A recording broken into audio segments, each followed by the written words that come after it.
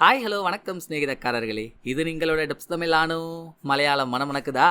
ஏன்னா இன்னைக்கு நம்ம 2026 ரிலீஸ் ஆன சம்பவம் அத்தியாயம் 1 ஒரு மலையாள மிஸ்ட்ரி த்ரில்லர் மூவியை தாங்க பார்க்க போறோம். என்ன பேக் டு பேக் இந்தியன் மூவியா வருது அப்படின்னு நீங்க கேட்கலாம். நான் தான் போன வீடியோலே சொல்லியிருந்தேன்லங்க, நல்ல ஒரு கதையா இருந்தா அதை எந்த லாங்குவேஜா இருந்தாலும் போடுவோன்னு. பட் இவ்வளவு சீக்கிரம் ஒரு படம் கிடைக்கும்னு நான் எதிர்பார்க்கவே இல்லைங்க. நான் படம் தாறு மாறு தக்காளி சோறு ஹாலிவுட்டுக்கே டஃப் கொடுக்குற அளவுக்கு படத்தோட கதைக்களம் இருக்கு. மேபி இந்த படத்தை நீங்க ஏற்கனவே பார்த்திருக்கலாம். ஆனா இந்த படத்தோட பேசிக் ரூல் என்ன தெரியுங்களா? அட்லீஸ்ட் இந்த படத்தை 2ல இருந்து 3 தடவையாச்சும் பார்த்தாதான் படம் புரியும், நல்லா இருக்கும். அதனால நீங்க ஆல்ரெடி பார்த்திருந்தாலும் இப்ப நம்ம சொல்லி ஒரு தடவை கேட்டீங்கன்னா படத்துல இருக்க டவுட் எல்லாம் கேட்ச் பண்ணிடலாம்ல. இதுக்கு மேல எப்படி முட்டு கொடுக்கறதுன்னு எனக்கு தெரியலங்க. நீங்க இந்த படத்தை பார்க்கணும், அதான் என் கோரிக்கை. மிஸ் பண்ணாம பாத்துருங்க. சோ படத்தோட கதை ஒரு பெரிய காடு. அங்க சில பேர் மாட்டிக்கிறாங்க. மாட்டிக்கிட்டவங்க என்னதான் முக்கி முணங்கியும் அந்த காட்டை விட்டு வெளியே வரவே முடியல. ஏன்னா இவங்க காட்டுக்குள்ள மாறிட்டு இருக்கிறது ஒரு டைம் லூப்புக்குள்ள. காட்டுல எப்படிங்க டைம் லூப் உருவாச்சு? அந்த டைம் லூப் ஒர்க் ஆகிற பேட்டர்ன் என்ன? அதுல மாட்டி இவங்க சுத்திட்டு இருக்கும் போது இவங்களை சுத்தி என்ன மர்மங்கள்லாம் நடக்குது? கடைசியா இந்த டைம் லூப் போட்டு வெளியே வரதுக்கான வழி கிடைச்சதா இல்லையா? உள்ள மாட்டிக்கிட்டவங்களாம் வெளியே வராங்களா இல்ல அங்கேயே இருந்துட்டாங்களா? அதுல நம்மளே எப்படா இப்பெல்லாம் யோசிக்கிறீங்க அப்படின்னு மிரண்டு போற மாதிரி வச்சிருக்க ட்விஸ்ட் எல்லாம் என்ன? இதாங்க படத்தோட கதை. சத்தியமா சொல்றேன், நீங்க மட்டும் படத்தை பார்த்துட்டு அடி போலின்ற வார்த்தையை சொல்லுவீங்க.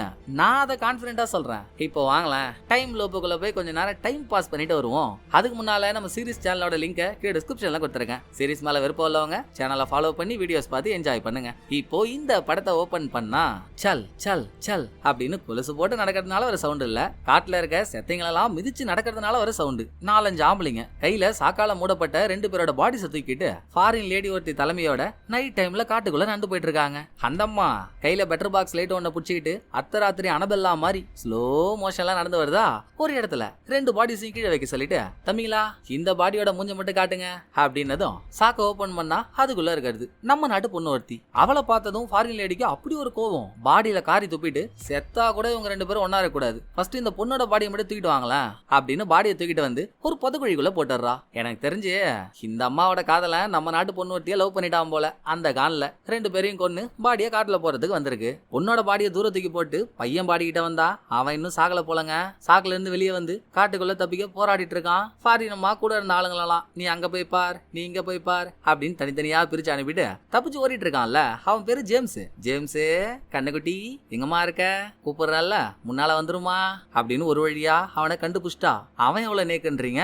கீழே விழுந்து எழுந்திருக்கும் போது ஒரு ஷார்ப்பான பொருளை கையில எடுத்துட்டு வந்து ஃபாரின் லேடி வயிற்றுல சதக்குன்னு ஒரு இறக்க அங்க சீனை கட் பண்ணி படத்தோட டைட்டில போட்டாங்க. அடுத்து இதே காட்டுக்குள்ள பகல் டைம். அதோட பிரசன்டா தான் கதை நடக்குது. புதக்குழிக்குள்ள இருந்து ஒரு ஆளோட கை மட்டும் வெளியே வருதுங்க. கிளைய புடிச்சு அவன் வெளியே வரான். இதே காட்டுக்குள்ள ஒரு தமிழ்நாட்டு போலீஸ் சுத்திட்டு இருக்காரு. அவரோட பேரு பீட்டர். 3ஆவதா காக்கி ட்ரெஸ் போட்ட ஒரு ஆளு. அவர் யாரு என்னன்னு சரியா நமக்கு தெரியல. காட்டுக்குள்ள தனியா சுத்திக்கிட்டு மரத்துக்கிட்ட எல்லாம் போயிட்டு அங்க எதையோ கிரிக்கெட் இருக்காரு. 4ஆவதா 2 பொண்ணுங்க 2 பசங்கன்னு குரூப்பா இருக்க 4 யங்ஸ்டர் கூட்டம். அதுல ஒரு பொண்ணு கையில துப்பாக்கியை வச்சு காட்டு பண்ணி ஒன்ன சொல்றதுக்கு எய்ம் பண்ணிட்டு இருக்கா. சொல்றதுக்குள்ள கேங்ல ஒரு பொண்ணு சவுண்ட் கொடுத்ததும் பண்ணி ஓடிடுச்சு. அடி குந்தாணி காலை வச்சுக்கிட்டு கொஞ்ச நேரம் சும்மா இருக்க மாட்டியாடி அப்படின்னு அந்த பொண்ணை திட்டுற கேப்ல வேற யாரும் இவங்களுக்கு பின்னால நடந்து வராங்க. பயந்து போனவன் துப்பாக்கி வச்சிருக்கால கையில பொட்டு நாங்க வந்துட்டு இருக்கால போட்டு தள்ளிட்டா. இது வேறையான 4 பசங்களும் திருன்னு முழிக்கிற சேம் டைம் புதகுழிக்குள்ள இருந்து ஒருத்தன் வேஞ்சு வந்தானே அவன் தான் இவன். குண்டடி வாங்கி குப்புறக்கா படுத்து செத்துட்டான். குண்டடி வாங்கினதுல அவன் உடம்புல இருந்து பிளட் வெளியே வந்து அது தரையில படியுதுங்க. உடனே காடே இருட்டாவுது. எல்லாரோட காது கிழிகிற மாதிரியும் எங்க இருந்தோ ஒரு சவுண்டு. மொத்த பேரும் காதை முடிக்க கொஞ்ச நேரம் அந்த இருட்டு இருந்துட்டு அடுத்து மறுபடியும் பகல் வந்தா. பீட்டர்னு ஒரு போலீஸ பாத்திருந்தோம்ல, அவர் உழுந்தடிச்சு ஓடி ஒரு வழியா அந்த காட்டை விட்டு வெளியே வர அப்பா அவர் மேல ஏதோ வந்து மோதிர மாதிரி காட்டி அங்க சீனை கட் பண்ணா ஹீரோவோட இன்ட்ரோ. ஹாஸ்பிட்டல் ரிசப்ஷன்ல உட்கார்ந்து இருந்த ஹீரோ திடுக்குன்னு கண்ண முடிக்கிறாரு. ஹீரோவோட மனைவி பிரெக்னண்டா இருக்காங்க. செக்கப்புக்காக கூட்டிட்டு வந்திருக்காரு. ஒன்னும் பிரச்சனை இல்ல, அடுத்த மாசம் இந்த டேட்டு டெலிவரி முத நாளே கொண்டு வந்து சேர்த்துருங்க. இப்ப நீங்க தாராளமா கூட்டிட்டு போலாம் டாக்டர் சொன்னதும் 2 பேரும் வீட்டுக்கு வந்துட்டாங்க. சத்திய சோதனை பொண்டாட்டிய கூட இருந்து பாத்துக்க முடியல. நைட்டோட நைட்டா ஹீரோவுக்கு டிரான்ஸ்பர் ஆயிடுச்சு. நைட்டே கிளம்பி ஆகணும்ன்ற கட்டாயம். தங்கம் பாத்துக்கோமா, கரெக்ட் டைமுக்கு சாப்பிடு, மாமா இப்படி போயிட்டு அப்படி வந்துடுறேன் அப்படின்னு பாயெல்லாம் போட்டுட்டு ஹீரோவுக்கு எங்க டிரான்ஸ்பர் ஆச்சோ அந்த ஊருக்கு வந்துட்டாரு. இங்க இருந்து ஒரு ஜீப் ஜீப் பிடிச்சாதான் வேலை செய்யற இடத்துக்கு போக முடியும். ஜீப்பை பிடிக்கிறதுக்குள்ள ஹீரோக்கு ஒரு போன் கால் வர, நேத்து தானே பொண்டாட்டிக்கு அடுத்த மாசம் டேட் கொடுத்திருந்தாங்க, அதுக்குள்ள அவளுக்கு பிரசவ வலி வந்து இப்ப ஹாஸ்பிட்டல்ல அட்மிட் பண்ணிருக்காங்களாம். சடனா ஹீரோவால கிளம்பி போக முடியாது, அங்க பாத்துக்கு ஆள் இருக்காங்கன்றதுனால எதுவா இருந்தாலும் உடனே சொல்லுங்கடா அப்படின்னு ஹீரோ ஜீப்பை பிடிச்சிடுறாரா. போற வழியில அந்த பக்கம் ஃபுல்லா ஒரே காடு தானே, அழகான மான் ஒன்ன பாத்துக்கிட்டே ஹீரோ டிராவல் பண்ணா. ஹீரோவோட போன்ல சிக்னல் கிடைக்கல. ஜீப்ல கூட வந்த இன்னொருத்தன் போனை வாங்கி ஹாஸ்பிட்டல்ல என்ன ஆச்சுன்னு கேட்கும் போது ஹீரோவுக்கு குழந்தைய பிறந்துச்சான், பெண் குழந்தை. எவ்வளவு சந்தோஷமான விஷயம். ஆனா இந்த ஜீப்பை ஓட்டிட்டு இருக்கான் பாருங்க ஒருத்தவன், ஆள் நல்லா கலைநயமிக்க மலையாமை மாதிரி இருந்துகிட்டு பேசுறதெல்லாம் அரசொல்லா பேசுறாங்க. இதுல ஹீரோ கடுப்பாகி ஹீரோவும் டிரைவரும் மிரர்லயே மாறி மாறி முறைச்சிட்டு இருக்கா. அப்ப ஜீப் யாரோ ஒரு ஆளா அடிச்சு தூக்குது. சில பல சீனுக்கு முன்னால பார்த்தோம்ல, காட்டுக்குள்ள இருந்து பீட்டர்னு ஒரு போலீஸ் வெளியே ஓடி வந்தாரு, அவர் மேல ஏதோ ஒண்ணு குத்துச்சு, அது இந்த ஜீப் தாங்க. அடிபட்டு உயிருக்கு போராடிட்டு இருக்காரு. அவரால் பேச முடியலனாலும் நடுவுல கைய வச்சு தரையில ரவுண்டு மாதிரி என்னத்தையோ வரைகிறாரு. பாக்குற நமக்கே புரியல, அங்க இருக்கவங்க எப்படி புரியும்? நமக்கு எதுக்குங்க வம்பு, வாங்க அப்படியே விட்டு போயிடலான்னு டிரைவர் உட்பட எல்லாரும் சொன்னா கொளுத்திடுவோம் அவங்கள. அடிபட்டிருக்கவர் பார்க்க போலீஸ் மாதிரி இருக்காரு. பக்காளி நானே போலீஸ் தான்டா, ஒழுங்கா தூக்குங்க ஹாஸ்பிட்டல் கொண்டு போவோம் அப்படின்னு அடம் பிடிச்சி பீட்டரை ஜீப்ல ஏத்திக்கிட்டு ஹாஸ்பிட்டலுக்கும் கொண்டு வந்துட்டாங்க. நிலைமை கிரிட்டிக்கலா இருந்தாலும் உயிரோட தான் இருக்காரு. அவர் ஃபேமிலிக்கு எல்லாம் சொல்லியாச்சு. ஹாஸ்பிட்டல்ல இருக்க ஹீரோவை மீட் பண்ண ஹீரோ எந்த ஸ்டேஷன்ல ஜாயின் பண்ண போறாரோ அந்த ஸ்டேஷனோட எஸ்ஐ வர, வாங்க தம்பி வந்தும் வராததுமா கலப்பணியில இறங்கிட்டீங்க போல, சரி அதை அப்புறம் பார்த்துப்போம், நீங்க வாங்க ஃபர்ஸ்ட் சூடா ஒரு சாயாவை போடுவோம் அப்படின்னு கேண்டீன்ல டீ குடிச்சுக்கிட்டே ஹீரோவோட ஜாதகத்தெல்லாம் விசாரிச்சா. சின்ன வயசுல இருந்தே ஹீரோ அம்மா அப்பா எல்லாம் தான் வளர்ந்துருக்காரு. ஹீரோ பிறக்கும் போதே ஹீரோவோட அப்பா இறந்துட்டாரு. அப்பா இறந்துட்டாருன்ற ஃபீலிங்லயே அம்மா மென்டலா டிஸ்டர்ப் ஆகி அவங்களும் கொஞ்சம் நாள்ல போய் சேர்ந்துட்டாங்க.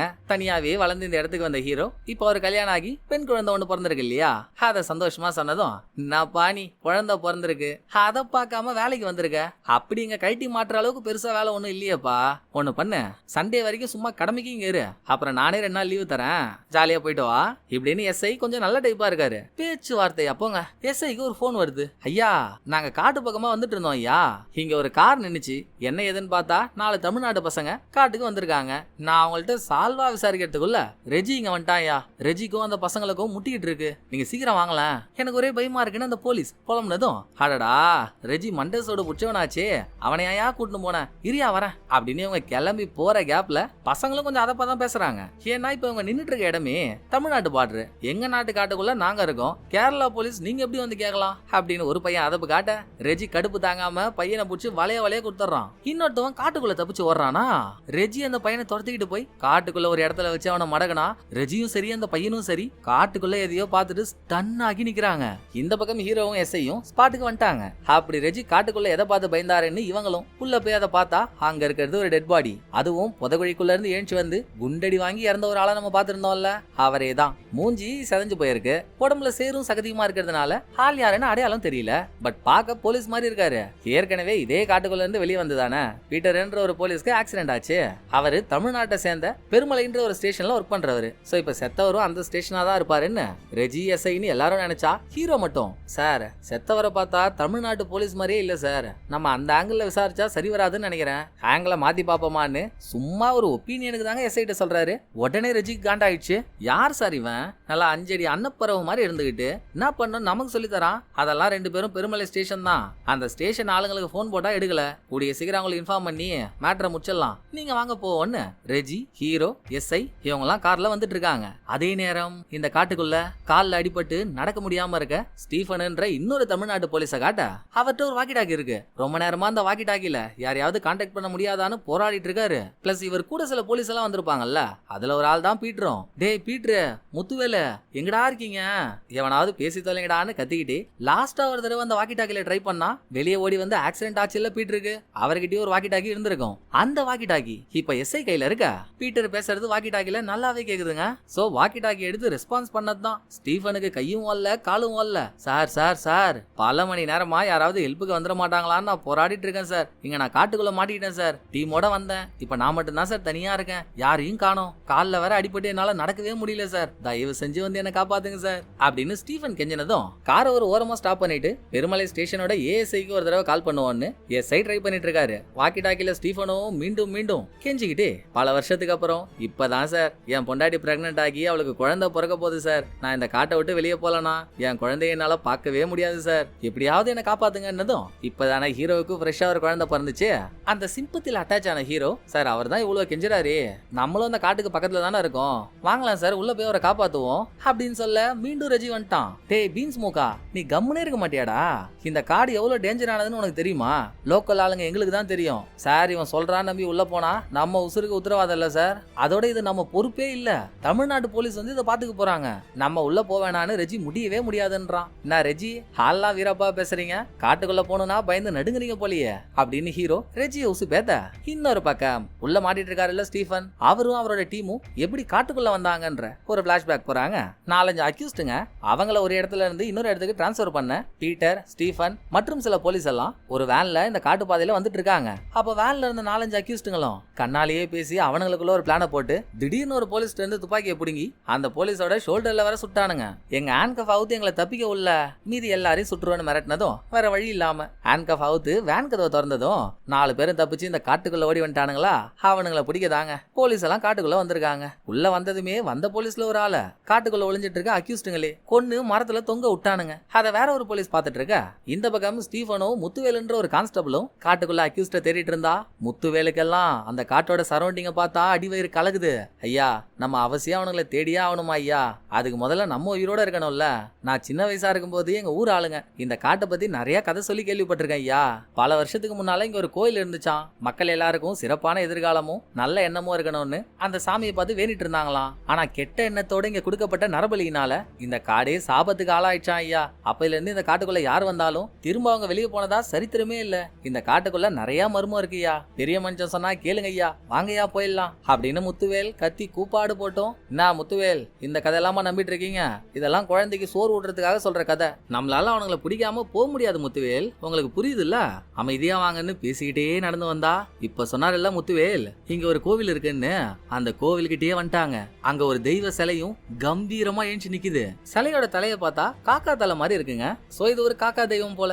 தெய்வத்தோட சிலைக்கு ஒரு க்ளோஸ் அப் வச்சு சரி முத்துவேல் நீங்க அப்படி போங்க, நான் இப்படி போய் தேடுறேன் அப்படின்னு 2 பேரும் தனித்தனியா பிரிஞ்சு வந்தா அதுக்குள்ள காட்டுக்குள்ள சுத்திட்டு இருக்க அக்யூஸ் முத்துவேலை பிடிச்சு கொல்ல பாக்குறானுங்க. சவுண்ட் கேட்டு அங்க போன ஸ்டீஃபன் நான் சொல்லியும் அக்யூஸ்டுங்க கேட்கல. ஒரு அக்யூஸ்டோட கையிலேயே ஷூட் பண்ண குண்டடி வாங்கி அவன் உடம்புல இருந்து வெளியே வந்த ரத்தம் தரையில படுதுங்க.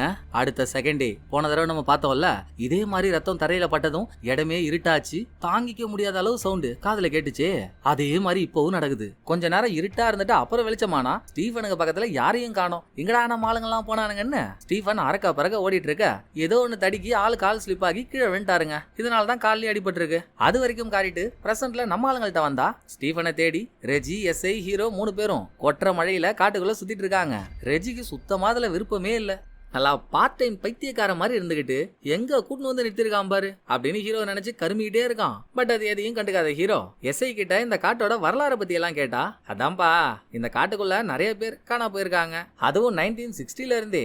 அப்ப எஸ்டேட்ல வேலை செய்யற ஒரு பொண்ணு காணோன்னு கம்ப்ளைண்ட். அந்த எஸ்டேட்டோட ஓனரோ ஒரு போர்ச்சுகீஸ் லேடி. நம்ம ஓப்பனிங்ல பார்த்தாலும் ஒரு ஃபாரின் அம்மா. அது என்ன அந்த அம்மா அதோட வயசு சின்ன பையனை கல்யாணம் பண்ணிச்சு.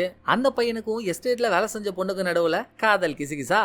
இது ஃபாரின் அம்மாவுக்கு தெரிஞ்சதும் 2 பேரையும் இந்த காட்டுக்குள்ள கூட்டு வந்து கொலை பண்ணி அதுவும் இந்த காட்டுக்குள்ளேயே செத்து போச்சுன்னு ஒரு கதை. செத்த 3 பேரோட ஆவியும் இங்கேயே சுத்திட்டு இருக்கிறதா வேற மக்கள்லாம் நம்பிட்டு இருக்காங்க. அதுக்கப்புறம் நான் டிபார்ட்மெண்ட்ல சார்ஜ் எடுத்து இந்த காட்டுக்குள்ள நமக்கு இப்போ ஒரு டெட் பாடி கிடைச்சது இல்ல, கிட்டத்தட்ட அதே இடத்துல ஒரு டெட் பாடியை கண்டுபிடிச்சோம். டெட் பாடி பார்க்க புதுசா இருந்துச்சு, ஆனா பாடியில தலை இல்லப்பா. மறுபடியும் ஊர் மக்கள் ஆரம்பிச்சிட்டாங்க. அப்ப காட்டுக்குள்ள காணா போன அந்த ஃபாரின் அம்மாவோட புருஷன் தான் இவன்னு. இதெல்லாம் நம்புற மாதிரியா இருக்கு? 60 வருஷத்துக்கு முன்னால காணா போனவனா இப்ப ஃப்ரெஷ்ஷா பணமா கிடைப்பான்? நாங்க யாரும் அதை நம்பல. இதுக்கப்புறம் கொஞ்ச நாள் கழிச்சு ஒரு மனித மண்டவோடு காட்டுக்குள்ள கிடைச்சது. அது பார்க்க பழசா இருந்துச்சா, அதை வேணும்னா ஒத்துக்கலாம், அது அந்த ஃபாரின் அம்மாவோட புருஷன் தான். இப்படி காட்டுக்குள்ள நடந்த மர்மங்கள் பல. அதை எஸ்ஐ சொல்லிக்கிட்டே ரொம்ப தூரமா நடந்து வந்தோம். பீட்டர் எங்க இருக்காருன்னே தெரியல. ஜி உங்களை தேடி தாஞ்சி காட்டுக்குள்ள சுத்திட்டு இருக்கோம், எங்க தாஞ்சி இருக்கீங்க? உங்களுக்கு பக்கத்துல லேண்ட்மார்க் ஏதாவது இருந்தா சொல்லுங்களேன் அப்படின்னு வாக்கி டாக்கில கேட்க. சார் நான் இருக்க இடத்த சுத்தி ஒரே மரமா இருக்கு சார், காட்டுக்குள்ள இருக்க அந்த கோவிலுக்கு பக்கத்துல தான் சார் இருக்கேன். அத ஸ்டீஃபன் சொன்னா நல்ல அடையாளம் சொல்றீங்களே சார், என்ன ஒரு போலீஸ்? ஏயா காட்டுக்குள்ள மரம் இல்லாம இருக்குமாயா, நான் ஏன் நீ விளாண்டுட்டு இருக்க அப்படின்னு கடுப்பாகும் போது இவங்களே அந்த கோவில்கிட்ட வந்துட்டாங்க. அதே நேரம் ஹாஸ்பிட்டல் அட்மிட் பண்ணிருக்காங்கல்ல பீட்டர், அவரும் மயக்கம் தெளிஞ்சு நிதானத்துக்கு வந்துட்டதாகவும் என்னென்னமோ வளரிட்டு இருக்கிறதாகவும் எஸ்ஐக்கு ஒரு போன் கால் வர இங்க ஸ்டீஃபனை தேடிட்டு இருக்கப்போ கொஞ்ச நேரத்துக்கு முன்னால இந்த பெருமலை ஸ்டேஷனோட ஏஎஸ்ஐக்கு கால் பண்ணாங்க பாருங்க. அவர் இப்பதாங்க லைனுக்கே வராரு.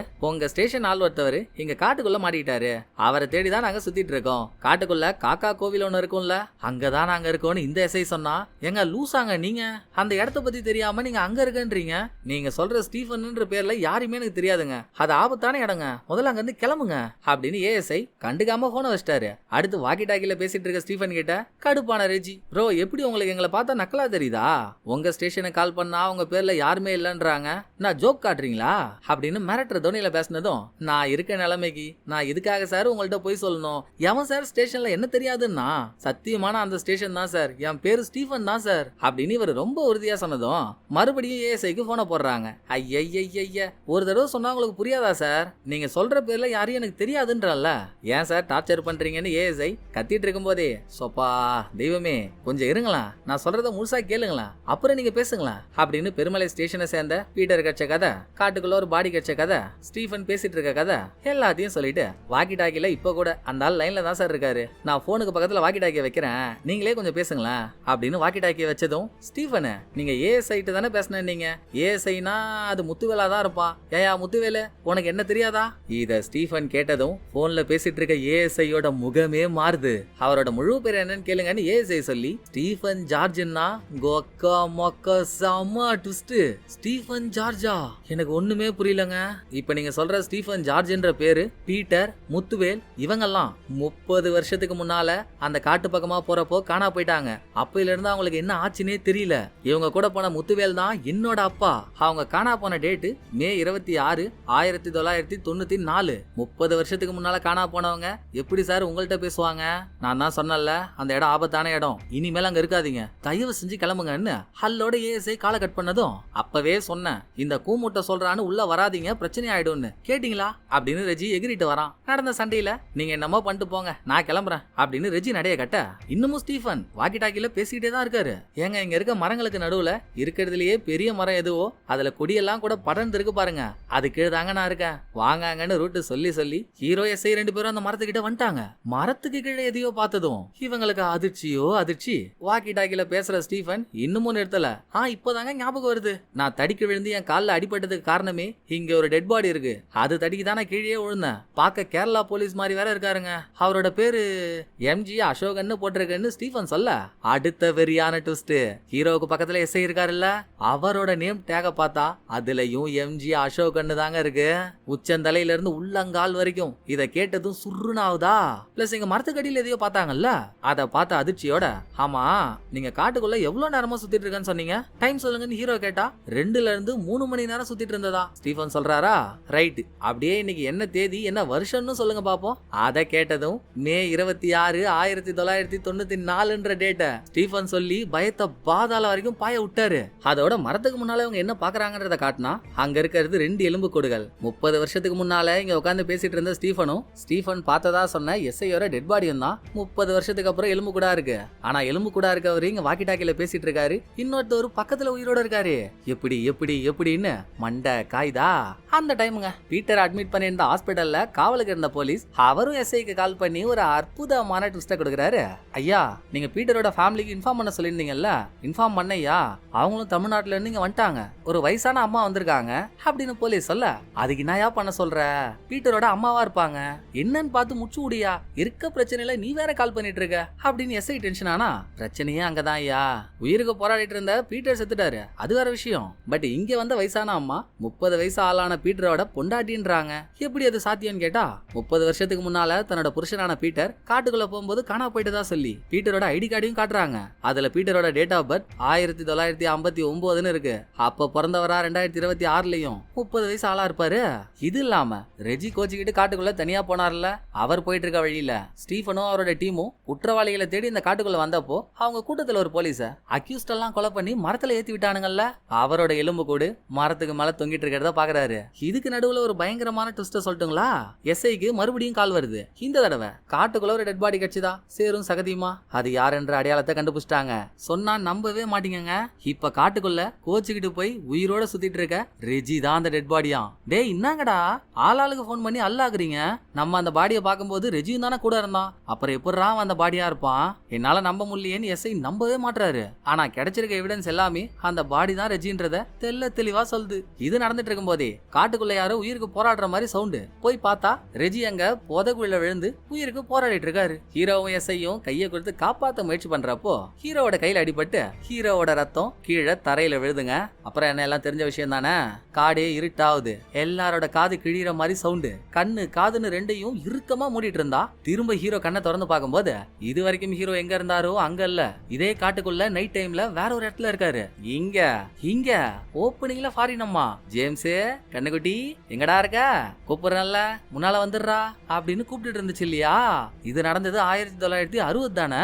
அங்க இருக்காருங்க ஹீரோ. அவருக்கு முன்னால வெள்ளையம்மாவை பாக்குறாரு, பின்னால எவனும் மேல கைய வைக்கிறான். திரும்பி பார்த்தா ஜேம்ஸ் தலையே இல்லாத முண்டமா இருக்கான். அதுல ஹீரோ அரண்டு போகும்போதே திரும்ப ஹீரோ பகல் நேரத்துல இதே காட்டுக்குள்ள வேற ஒரு இடத்துல இருக்காரு.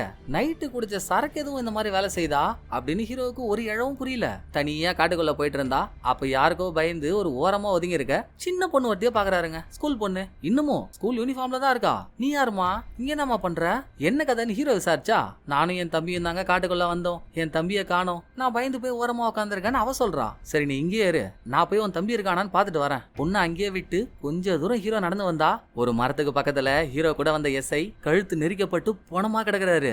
அதே டைம் 1994ல இந்த காட்டுக்குள்ள அக்யூஸ்ட் எல்லாம் தப்பிச்சு ஓடி வந்தானுங்கல்ல, இன்னமும் அப்ப எப்படி இருந்தானுங்களோ அதே மாதிரிதான் இருக்கானுங்க. அதுல ஒருத்தவன் ஹீரோவோட கழுத்தையும் முடிச்சு நெரிக்கிறான். அவன் தான் எஸ்ஐயும் கழுத்து நெரிச்சு கொண்டு இருப்பான். அக்யூஸ்ட் தெரியாம கூட சின்ன பொண்ணை பாத்துட்டா அந்த பொண்ணுக்கு பிரச்சனை தானே, சோ நீ போமா நான் பாத்துக்கிறேன் அப்படின்னு ஹீரோ பொண்ணு அனுப்பி விட்டு நல்லா 4th ஜெனரேஷன் 420 மாதிரி இருந்துகிட்டு, யாரா நீ என்னையடா கொல்ல பாக்குற உட்ரான் ஹீரோ அவனை தட்டி விட்டு ஓடி வந்தா. செத்து போனார் இல்லங்க பீட்ரு, அவர் இன்னமும் காட்டுக்குள்ள உயிரோட துப்பாக்கியோட சுத்திட்டு இருக்காருங்க.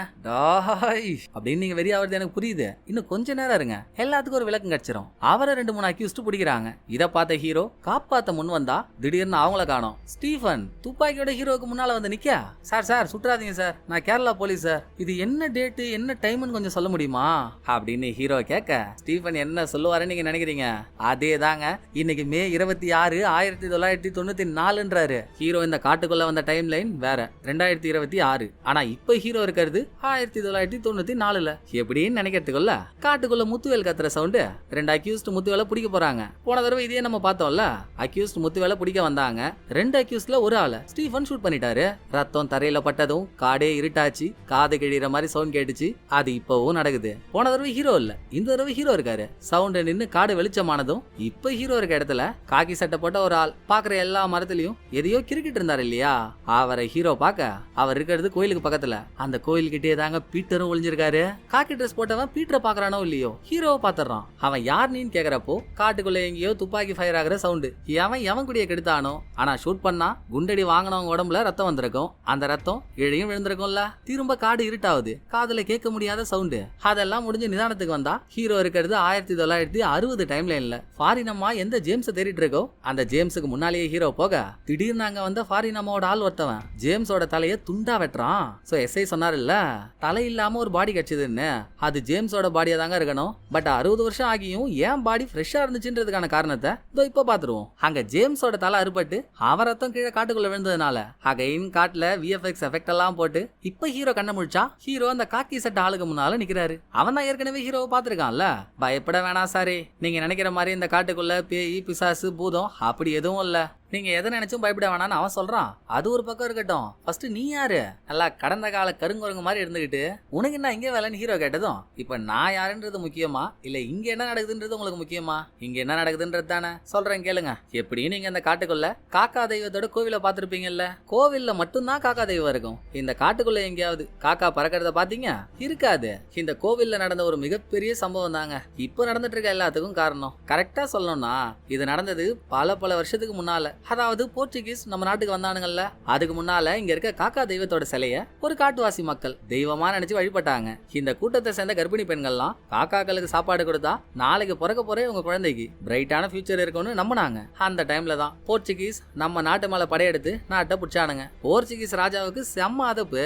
ஊர்ல கோவில் சாமின்னு எதுவும் இருக்கக்கூடாது, மக்கள் வழிபடணும்னு நினைச்சாங்கன்னா அது எண்ணெயா மட்டும்தான் இருக்கணும்னு ஊர்ல இருக்க எல்லா கோவிலையும் அழிச்சான். கோவில்ல இருக்க விலை மதிப்பில்லாத சாமி சிலைகள் எல்லாம் அவன் அவன் ஒரு கத்திட்டு போயிட்டான். அப்படிதான் இந்த காட்டுக்குள்ள இருக்க காக்கா தெய்வத்தை பத்தி கேள்விப்பட்டு தான் படையோட காட்டுக்குள்ள வந்தவன் என்னென்னமோ பண்ணி அந்த சிலையை எடுக்க முயற்சி பண்ணியுங்க சிலைய ஒரு இன்ச்சு கூட நவுத்த முடியல.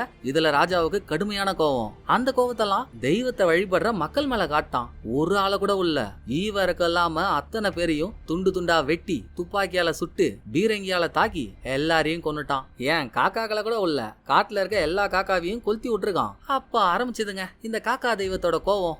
ஏமன்லயே இந்த மாதிரி வந்து பண்ணிட்டீங்கல்ல, நீங்க இங்க இருந்து திரும்ப வெளியே போவே கூடாதுரா அப்படின்னு டைமை கண்ட்ரோல் பண்ண ஆரம்பிச்சிட்டாங்க. எப்பெல்லாம் இந்த காட்டுக்குள்ள ரத்தம் சிந்துதோ இல்ல அளவுக்கு அதிகமான சவுண்ட் கேக்குதோ அப்பெல்லாம் காட்டுக்குள்ள டைம் லைன் சேஞ்ச் ஆக ஆரம்பிச்சிரும். அது எப்போ எப்படி ஆகும்னே தெரியாது. பிரசன்ட் பாஸ்ட் ஃபியூச்சர்னு எப்படி வேணும்னா டைம் லைன் சேஞ்ச் ஆகலாம். இது இன்னைக்கு நேத்து ஆரம்பிக்கல, அந்த மாஸ் டெத் நடந்துச்சுல்ல அப்பவே இது ஆரம்பிச்சிட்டு இருக்கு. அப்படி பார்த்தா மக்கள் எல்லாரையும் கொடூரமா கொன்ன போர்ச்சுகீஸ் மன்ன அவனோட படை அது கூட இன்னமும் காட்டுக்குள்ளேயே தான் சுத்திட்டு இருக்கோம். சோ இப்ப புரியுதா உங்களுக்கு? நம்ம பார்த்த வரைக்கும் காட்டுக்குள்ள எப்பெல்லாம் ரத்தம் சிந்துதோ அப்பெல்லாம் ஒவ்வொரு டைம் லைன் சேஞ்ச் ஆச்சா? டைம் லைன் சேஞ்ச் ஆனாலும் அந்த டைம் லைன்ல இருக்கவங்க அப்படியே தான் இருப்பாங்க. அவங்களோட காப்பீஸ் தான் அடுத்த டைம் லைனுக்கு மூவ் ஆகும். இதுக்கான விளக்கம் இன்னும் கொஞ்ச நேரத்துல கிடைக்கும், நான் இப்பவே சொல்லிடுறேன். சோ ஒவ்வொரு டைம் லைன்ல இருக்கவங்களோட காப்பி அடுத்த டைம் லைனுக்கு மூவ் ஆகுறதுனால தான் மூவ் ஆகுற டைம் லைன்ல அவங்க செத்துட்டாலும் பழைய டைம் லைன்ல இருக்க தானே செய்வாங்க. அப்படிதாங்க பீட்ரு அவர் டைம் லைன்ல உயிரோடு தான் இருக்காரு. சோ காட்டுக்குள்ள ரத்தம் சிந்தப்பட்டு 2026 டைம் லைனுக்கு அவர் காப்பி வந்ததும் அந்த காப்பி தப்பிச்சு காட்டை விட்டு வெளியே வந்து ஜீப்ல அடிபட்டு செத்தே போனாலும் இன்னும் அவர் அந்த காட்டுக்குள்ள உயிரோட இருக்காரு. ரெண்டாவது 1960 தலை வெட்டப்பட்ட ஜேம்ஸோட பாடி 2026 ஃப்ரெஷ்ஷா கட்சிதில்ல, அது கூட தலையே வெட்டியாச்சு, ரத்தம் சிந்திருச்சு, டைம் லைன் மாறி இருக்கும். மாறுற டைம் லைன் 2026 இருந்ததுனால பாடி ஃப்ரெஷ்ஷா கட்சிருக்கு. இன்னமும் 1960 டைம் லைன்ல ஜேம்ஸ் உயிரோடே தான் இருப்பான். அங்க என்ன நடந்துச்சோ அது நடந்துகிட்டே தான் இருக்கும். இதே மாதிரிதான் ஒரு சீன்ல ஒரு மரத்துக்கு அடியில ஸ்டீஃபன் எஸ்ஐ இவங்க ரெண்டு பேரோட எலும்பு கூடையும் ஹீரோ எஸ்ஐ அவங்க பார்த்தாங்கல்ல. ஸ்டீஃபனுக்கு காலில் அடிபட்டு ஆள் நவர முடியாம ஏதோ ஒரு டைம் லைன்ல இறந்துட்டாரு. ஆனா 1994 டைம் லைன்ல அவர் உயிரோட தான் இருப்பாரு. அதே மாதிரி எஸ்ஐ இவர் 94 டைம் லைனுக்கு வரும்போது ஒரு அக்யூஸ்ட் எஸ்ஐயோட கழுத்து நடிச்சு கொண்டானா அவர் செத்துட்டாரா? ஆனா கரெக்ட் 2026 டைம் லைன்ல இன்னமும் அவர் உயிரோட தான் இருப்பாரு. டைம் லைன் சேஞ்ச் ஆகிறதாங்க மேட்ரு. 1994 கொல்லப்படுற ஆள் அவங்க பாடி அங்கேயே இருந்து 30 வருஷம் கழிச்சு 2026 கிடைச்சா எலும்பு கூட தான் இருக்கும். அதுவே அவங்க 2026 டைம் லைன் சேஞ்ச் ஆகி காப்பியா வந்து அங்க செத்தா ஃப்ரெஷ்ஷா தான் இருப்பாங்க. சோ மொத்தத்துல வேற வேற டைம் லைன் போதா எல்லா டைம் லைன்லயும் எல்லாரோட காப்பீஸும் சுத்திக்கிட்டே இருக்கும். மத்தவங்களோட காப்பீஸை நமக்கு தேவையான இடத்துல மட்டும் காட்டுறாங்க. கதையில முக்கியமான ஆள் ஹீரோ தானே. சோ ஹீரோவோட காப்பீஸை மட்டும் நம்ம அப்பப்ப பார்ப்போம். இப்படின்னு இது வரைக்கும் நான் சொன்னதெல்லாம் என்னோட கருத்து புரியுற மாதிரி சொல்லியிருப்பேன்னு நம்புறேன். பட் காக்கி சட்டை போட்ட ஆள் சொன்னால இங்க நடக்கிறதெல்லாம் காக்கா தெய்வத்தோட சாபம்னு. அந்த சாபத்தை முறியடிக்க ஒரே வழிதான் இருக்கு. போர்ச்சுகீஸ் ஆளுங்கெல்லாம் இங்க வந்து மாஸ் டெத்தை நடத்தினதுனால தானே இவ்வளவு பெரிய பிரச்சனை. அது நடக்காம பண்றது தான் சாபத்தை முறியடிக்கிறதுக்கான வழி. எல்லாத்தையும் அவன் சொல்லிட்டானா? சரிடா எப்பா இன்னமும் நீ யாருன்னு சொல்லியே. யார் தான் நீன்னு ஹீரோ கேட்டா அப்ப வந்த போர்ச்சுகீஸ் ஆளுங்களுக்கு வழி காட்டின ஸ்பையே வந்தானா. சரியா போச்சு, இவனே இன்னமும் இந்த காட்டுக்குள்ளதான் இருக்கானா. இப்போ வந்து நம்ம எப்படா வெளியே போறது அப்படின்னு ஹீரோ யோசிக்கும் போது புதகுழில விழுந்த ரெஜி கத்துற மாதிரி சவுண்டு, காப்பாத்துங்க காப்பாத்துங்கன்னு. ஆக ஹீரோ இப்ப இருக்கிறது 2026 டைம் லைன்ல. அச்சு புஷ்டி ஹீரோ புதகுழி கிட்ட போனா கொஞ்சம் தூரத்துல இருக்காரு. புதகுழில இருந்து ரெஜி ஹீரோவை பார்த்துட்டான். காப்பாத்த போறதுக்குள்ள ஆல்ரெடி அதே டைம் லைன்ல ஹீரோவும் எஸ்ஐ இருப்பாங்கல்ல, அவங்க குடுகுடன் ஓடி வந்து பழைய மாதிரியே ரெஜியை காப்பாத்த முயற்சி பண்றாங்க. இப்ப நான் சொன்ன பாயிண்ட் வட்டத்துக்குள்ள வந்துருச்சுங்களா? ரெஜியை காப்பாத்துறது அந்த டைம் லைன்ல இருக்க ஹீரோ, அதை தூரமா நின்னு பாக்குறது டைம் லைனா மாறி வந்த ஹீரோவோட காப்பி. போன தடவை அங்க என்ன நடந்துச்சுன்றதுதான் நம்ம பாத்துட்டோமே. காப்பாத்த ட்ரை பண்றப்போ ஹீரோ கையில இருந்து ரத்தம் வந்து அது தரையில விழுந்து டைம் லைன் மாறி இருக்கும். அதே மாதிரி டைம் லைன் மாறுதுங்க. இப்போ நடக்கிறது 1994. காட்டுக்குள்ள சுத்திட்டு இருந்த ஹீரோ ஒரு ஸ்கூல் பொண்ணை பார்த்தாரு இல்ல. அந்த பொண்ணு மட்டும் இல்லாம சில ஸ்கூல் பசங்க இந்த வழியா நடந்து போயிருக்காங்க. அப்ப அந்த பொண்ணோட தம்பி காட்டுக்குள்ள ஒரு குதிரையை பார்த்ததும் அது போர்ச்சுகீஸ் ஆளுங்க யூஸ் பண்ண குதிரைங்க. ஆசையா உள்ள போறானா, பின்னாலேயே அவன் அக்காவான இந்த சின்ன பொண்ணு உள்ள போதா. அதே நேரம் புதகுள்ள விழுந்த ரெஜி இன்னும் சாகல. ஒரு கழிய புஷ்டு மேல வந்தவன் காட்டுக்குள்ள வந்த இந்த ரெண்டு சின்ன பசங்களையும் பார்த்துட்டு ட்விஸ்ட் ஆகி நிக்கிறாங்க. ஏன்னா இப்ப இவனுக்கு முன்னால இருக்க இந்த பொண்ணு இவனோட அக்கா. சோ அந்த பொண்ணு கூட வந்த தம்பி தான் ரெஜி. காட்டுக்குள்ள போன ரெஜியோட அக்கா அப்பவே காணா போயிட்டா. அதோட அவ காட்டை விட்டு வெளியே வரவே இல்ல. இந்த மலையூர் மம்முட்டியா மட்டும் எப்படியே எசாகி காட்டை விட்டு வெளியே வந்துட்டான். அதுக்கப்புறம் தான் போலீஸ் ஆயிருக்கான். திரும்ப காட்டுக்குள்ள வந்து மாட்டி காணா போனா அவன் அக்காவை பாக்குறான். சோ பாசமா இவன் துரத்திட்டு ஓட திடீர்னு புதகுள்ள இருந்து வெளியே வந்த பூதம் மாதிரி அவன் இருந்துகிட்டு துரத்துனா பொண்ணு பயப்படுமா பயப்படாதா? அந்த பொண்ணு பயந்து ஓட பின்னாலேயே துரத்திட்டு இருந்த ரெஜி கால் ஸ்லிப் ஆகி கீழே விழறான். இப்பொண்ணு பார்த்துதாங்க இன்னொரு பக்கம் இதே காட்டுக்குள்ள அக்யூஸ்ட் எல்லாம் முத்துவேலை பிடிச்சிருக்காங்க. முத்துவேலை காப்பாத்துறதுக்காக ஸ்டீஃபன் அக்யூஸ்ட்ல ஒரு ஆளை ஷூட் பண்ணிருக்காரு. அவரத்தன் கீழப்பட்டு டைம் லைன் மாறுது. திரும்ப ரெஜி புதகுள்ள இருந்து வரான். சின்ன பொண்ணை பாக்கணும்ன்ற ஆசையில ஓடுறான். இந்த வாட்டி ஹீரோ இருக்காரு. அவரும் ரெஜிக்கு பின்னாலேயே சார் ஒரு நிமிஷம் நில்லுங்க சார், நான் சொல்றதை கேளுங்க சார் அப்படின்னு கூப்பிட்டுக்கிட்டே ஓடனா அங்க ஒரு யங்ஸ்டர் கூட்டம் இருக்கு. அதுல ஒரு பொண்ணு கையில துப்பாக்கியோட இருக்கா. நம்ம ஸ்டார்டிங்ல பார்த்தோம் பாருங்க, ஞாபகம் இருக்கா? பண்ணி மிஸ் ஆனதும் வேற யாரோ வராங்கன்னு அவ ரெஜியை கொன்னுட்டா. பட் இது என்ன டைம் லைன்னே தெரியலங்க. செத்த ரெஜியோட ரத்தம் கீழே பட்டதும் டைம் லைன் மாறிடுச்சு. இப்போ ஒரு முக்கியமான மேட்ரு, காட்டுக்குள்ள இருக்க யாருக்குமே தெரியாத இந்த காட்டை பத்தின ரகசியம் ஹீரோவுக்கு மட்டும் தெரியும். சோ ஆளு செம்ம ஷார்ப்பா இருக்காருங்க. டைம் லைன் மாறி 1994க்கு வந்ததும் 2 அக்யூஸ்டுங்க வந்து பீட்டரை மடக்குறானுங்க. பீட்டரை காப்பாத்திட்டு அடுத்து ஸ்டீஃபன் முன்னால வந்த ஹீரோ, ஐயா நான் கேரளா போலீஸ், இங்க என்ன பண்றீங்க? இது டேஞ்சரான இடம், உடனே இந்த இடத்த விட்டு காலி பண்ணுங்க அப்படின்னு நாசுக்கா அவரை வெளியே அனுப்ப பார்த்தா அவர் போக மாட்டாரு. அந்த அக்யூஸ்டுங்க என் டீம்ல 2 ஆளை ஷூட் பண்ணிருக்கானுங்க சார், நான் அவனுங்களை பிடிக்காம போவே மாட்டேன் அப்படின்னு ஸ்டீஃபன் அடம் பிடிக்க, இங்க பாருங்க சார், இப்ப நீங்க போனாதான் உங்களுக்கு பிறக்க போற குழந்தைய உங்களால பார்க்க முடியும், இல்லன்னா உங்க வாழ்க்கை முழுக்க நீங்க அவங்கள பார்க்கவே மாட்டீங்கன்னு ஹீரோ அவருக்கு தெரிஞ்ச கதையை அடிச்சு விட்டதும், பாஸ் யார் பாஸ் நீ, உனக்கு எப்படி பாஸ் இதெல்லாம் தெரியும்? அதை ஸ்டீஃபன் கேட்க போய் தாங்க ஒரு மெர்சலான ட்விஸ்ட். ஆமா சீரியஸா தான், இப்ப நீங்க போலனா உங்களுக்கு ஒரு ஆண் குழந்தை பிறப்பான், அவனை உங்களால பார்க்கவே முடியாது. பாவம் அந்த பையன் அப்பா இல்லாம கஷ்டப்பட்டு வளர வேண்டியதா இருக்கும். இன்னும் நம்பல, உங்களுக்கு பிறந்த அந்த ஆண் குழந்தையே நான் தான்ப்பா, என் பேரு ஆனந்த், என் டேட் ஆஃப் பர்த் பாருங்க, மே 26, 1994. நீங்க காணாம போன அதே நாள் தான் நான் பிறந்தேன். நீங்க அந்த காட்டுக்குள்ள மாட்டிக்கிட்டீங்க. கொஞ்ச நாள்ல அம்மாவும் உங்களை காணோன்ற வேதனையிலேயே மென்டல் ஆகி இறந்துட்டாங்க. நீங்க இல்லாம நான் வாழ்ந்த வரைக்கும் போதும் நைனா. நான் சொல்றது உங்களுக்கு புரியுதோ இல்லையோ, இப்போதைக்கு நான் என்ன சொல்றேனோ அதை மட்டும் கேளுங்க. இன்னும் கொஞ்ச நேரத்துல அக்யூஸ்டுங்க புஷ்டாங்கன்னு முத்துவேல என்ன காப்பாத்துங்கன்னு கத்துவாரு. நீங்க போய் அங்க இருக்க ஒரு அக்யூஸ்ட துப்பாக்கியால சுட பாப்பீங்க. அந்த தப்ப மட்டும் பண்ணாதீங்க அப்படின்னு ஹீரோ சொல்லி முடிக்கிறதுக்குள்ள காப்பாத்துங்கன்னு முத்துவேல் கத்துறாரு. ஸ்பாட்டுக்கு போய் ஸ்டீஃபனும் துப்பாக்கி எடுத்தா, இப்பதானங்க சொன்னேன் மரமண்டையில மசாலா இருக்கா இல்லையாங்க, கொடுங்க துப்பாக்கிய அப்படின்னு ஹீரோ துப்பாக்கிய வாங்கி சுடல. சும்மா அக்யூஸ்ட் கிட்ட ஆவாஸ் காட்டினதும் அவனுங்க ஓடிடுறானுங்க. அடுத்து அந்த காக்கா தெய்வம் இருக்க கோவிலுக்கு பக்கத்துலங்க ஸ்டீஃபனோட டீம் மொத்தமும் ஆஜராகுது. ஒரு ஆள் மட்டும் செத்தது தான். அதான் அக்யூஸ்ட் எல்லாம் ஒரு போலீஸை கொலை பண்ணி மரத்துல தொங்க விட்டானுங்களே, அவரை விட்டுருங்க. மீதி பேரெல்லாம் இங்க இருந்து தப்பிக்கணும். இவங்களும் அந்த கோயில்ல இருந்து எல்லா டைரக்ஷன் வழியாவும் நடந்து பாக்குறாங்க. ரோட பிடிக்கவே முடியல. எங்க சுத்தினாலும் மறுபடியும் இந்த கோவில் கிட்ட தான் வராங்க. நடுவுல இந்த அக்யூஸ்ட் பரதேசிங்க வேற குறுக்க பூந்து கண்ணில் படுற ஆளெல்லாம் கொல்றானுங்க. முத்துவேலு காலி, இன்னொரு போலீஸும் காலி. தப்பிக்க வழி இல்லாம அடுத்து என்ன பண்றதுன்னு யோசிக்கிறப்பதான் டக்குன்னு ஹீரோவுக்கு ஒரு விஷயம் ஸ்ட்ரைக் ஆகுது. ஹீரோ இந்த காக்கி செட் ஆளை பாக்குறப்பலாம் அவன் மரத்துல என்னமோ கிரிக்கெட் இருந்தான்ல, அது ஸ்பைரல் மாதிரியான ஒரு ஷேப்புங்க. புரியுற மாதிரி சொல்லணும்னா இந்த காட்டு மரக்கட்டை சுருட்டிக்கிட்ட ஒரு ஷேப் இருக்கும்ல, அந்த மாதிரி ஒரு ஷேப்பை தான் அவன் வரைஞ்சான். இதே மாதிரி பீட்டர் ஜீப்ல அடிபட்டதும் பேச முடியாத அவர் கூட தரையில ரவுண்ட் ஷேப்ல தானே எதையோ கிறுக்குனாரு. மேபி காக்கி சட்டை போட்டால் மரத்துல வரைஞ்ச ஷேப்பை அவரும் பார்த்திருப்பாரு. அதை ஃபாலோ பண்ணி தான் 2026 டைம் லைன்ல காட்டை விட்டு வெளியே வந்தாரோ என்னவோ. இப்ப அது ஹீரோவுக்கு ஞாபகம் வந்து அப்படியே மேல நிமிந்து பார்த்தா மேல இருக்க பறவைங்கெல்லாம் வட்டம் போட்டு சுத்திட்டு இருக்கா. ரைட்டு, நம்ம இது வரைக்கும் கோவில்ல இருந்து ஒரே நேர்கோட்டில் தானே நடந்து வெளியே போக பார்த்தோம். இனிமேல் அப்படி வேணாம், கோவிலை சுத்தி வட்டம் போட்டுக்கிட்டே ஒவ்வொரு சுத்துலையும் வட்டத்தை பெருசாக்கி அதான் இந்த ஸ்பைரல் ஷேப்ல வெளியே போக பாப்போன்னு அப்படி நடந்து வந்தா லாஸ்ட்ல ஹீரோ, பீட்டர், ஸ்டீஃபன் 3 பேரும் ரோட்டுக்கு வந்துடுறாங்க.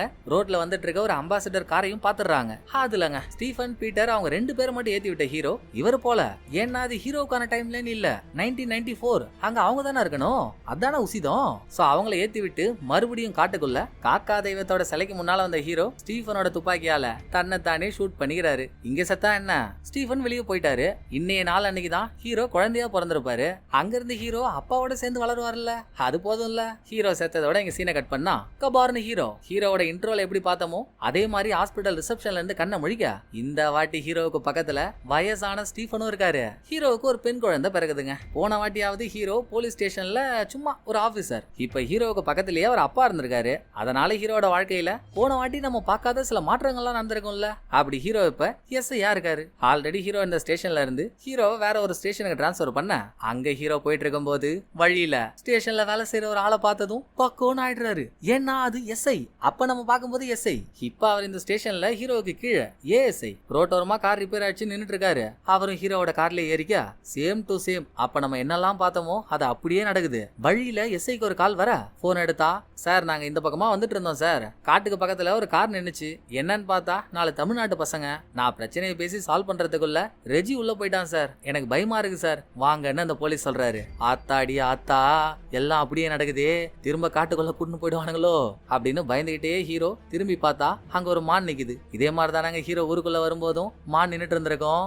போச்சு எல்லாமே அப்படியே இருக்கு. நான் வேற பொண்டாட்டிகிட்ட சொல்லாம வந்துட்டேன். இப்ப என்ன பண்றதுன்னு பதறும் போது போன தடவை ஹீரோவோட ஜீப் வரும்போது காட்டுக்குள்ள இருந்து பீட்டர் ஓடி வந்திருப்பாரு. பீட்டரை அடிச்சு தூக்கிருப்பாங்க. இப்ப இந்த போலீஸ்கார் போகும்போதும் யாரையோ அடிச்சு தூக்குறாங்க. யாருன்னு போய் பார்த்தா இதோ ஒரு டைம் லைன்ல காட்டுக்குள்ள 4 பேர் இருக்க ஒரு யங்ஸ்டர் த்ரில்லர் கூட்டத்தை நம்ம பார்த்தோம். அதுல ஒரு பொண்ணு ரெஜியை ஷூட் பண்ணால, அவ எப்படி காட்டுக்குள்ள இருந்து வெளியே வந்தாலோ அவ தான் வெளியே வந்திருக்கா. அவளை தான் அடிச்சு தூக்கி இருக்காங்க. உயிருக்கு போராடிட்டு இருந்த அவளை ஜீப்ல ஏத்த, அப்ப ஹீரோ அந்த பொண்ணோட போன் எடுத்து பார்த்தா என்ன மாதிரி ட்விஸ்ட்ன்றீங்க, போன் வால்பேப்பர்ல வயசான ஹீரோவும் அந்த பொண்ணும் சேர்ந்து எடுத்த போட்டோ இருக்கு. அப்படின்னா இவ ஹீரோவோட பொண்ணு குழந்தையா இருந்தவ வளர்ந்து ஃபியூச்சர்ல இந்த காட்டுக்குள்ள வந்து மாட்டிக்கிட்டா. இப்ப டைம் லைன் சேஞ்ச் ஆகி ஹீரோவுக்கு முன்னாலே வந்திருக்கானா பாருங்க. இருந்தாலும் பொண்ணுக்கு என்னாச்சு ஏதாச்சுன்னு ஒரு உறுத்தல் இருக்குதானே செய்யும். நம்ம பொண்ணு நம்ம மடியிலேயே இறந்துட்டாலேன்னு அழுதுகிட்டே காரை விட்டு வந்த ஹீரோ பொண்டாட்டி கால் பண்ணி பொண்ணுக்கு என்ன ஆச்சுன்னு விசாரிச்சா, அவளுக்கு என்ன தூங்க முடியாம என்ன தொல்லை பண்ணிட்டு இருக்கா, தூங்க வைக்க ட்ரை பண்ணிட்டு இருக்கேன் அப்படின்னு பொண்டாட்டி சொல்லிட்டு இருக்கப்போ காட்டோரத்துல குதிரையில உட்காந்துருக்க போர்ச்சுகீஸ் மண்ணை ஹீரோ கண்ணில் படுறாங்க. அப்பவே காக்கி சட்டை போட்ட ஆள் சொன்னானே, போர்ச்சுகீஸ் மண்ணை இங்க வந்து என்னெல்லாம் பண்ணானோ அது நடக்காம இருந்தாதான் இந்த சாபம் முடியும்னு ஹீரோவும் அந்த போர்ச்சுகீஸ் மன்னனும் நேருதல்ல பாத்துட்டு இருக்கும் போதே படத்தோட கதை முடியுதுங்க. கண்டிப்பா படத்துல செகண்ட் பார்ட்னு ஒண்ணு வரும். அதுலதான் ஹீரோவோட பொண்ணு காட்டுக்குள்ள போய் எப்படி மாட்டினா, அங்கிருந்து எப்படி வெளியே வந்தா, ஹீரோ அந்த சாபத்தை முடிச்சாரா இல்லையான்ற மொத்த கதையும் வரும்னு நினைக்கிறேன். உண்மையா எனக்கு தெரியல. இந்த படத்தை உங்களுக்கு புரியுற மாதிரி சொன்னான்னு குற்றம் குறை இருந்தா மன்னிச்சுக்கோங்க. சோ இந்த படம் உங்களுக்கு பிடிச்சிருக்குன்னு நம்புறேன். அடுத்த ஒரு நல்ல படத்துல வந்து நான் உங்களை மீட் பண்றேன். இந்த வீடியோ உங்களுக்கு பிடிச்சிருந்தா லைக் பண்ணிடுங்க. எப்படி பண்ணிருக்கேன்றத மறக்காம கமெண்ட்ல சொல்லிடுங்க. தேங்க்யூ. டடா பாய்.